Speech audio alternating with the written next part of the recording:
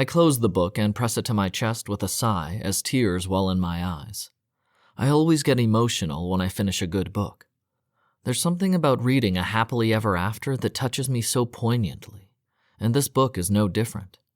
In this book, the heroine finds her happily ever after when the man she initially rejected returns from the war, and she realizes she's loved him the whole time. She confesses her love, and because it's a story, everything works out.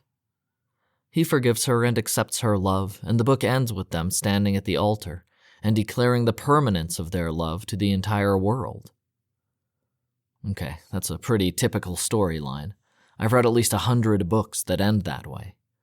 What makes the story so meaningful to me is that in real life, things don't usually turn out that way. When a girl rejects a man and tells him in no uncertain terms that she isn't romantically interested in him, the man usually moves on and there's no reconciliation, no matter how tearfully the woman might want it. The people in these stories are decidedly unrealistic, too.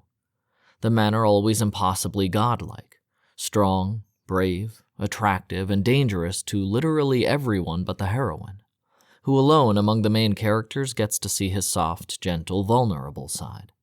The women, too, are unrealistic, stunningly beautiful and perfectly slender and fair with nary a blemish to be found on their hourglass figures. I certainly don't match up to those women. I'm what a nice person might call plus size, and what a mean person would call something much nastier. I don't hate my body, but I acknowledge that most men don't think of someone like me when they think of a fairy tale princess.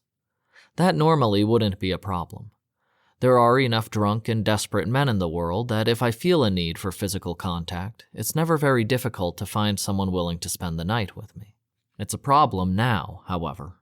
It's a problem because the storybook hero in my life is exactly what a woman might imagine when she thinks of a storybook hero. Courage Pembroke is the definition of a man's man. He's an ex-soldier who returned home to be a hunting guide, and from what I hear, he's very, very good at it. He's also impossibly sexy, tall with brooding dark eyes, chiseled features, a full luxurious beard, and a body that looks like it was carved from granite. If that wasn't enough, his voice is deep and powerful and dangerous. In other words, he's fantasy fuel.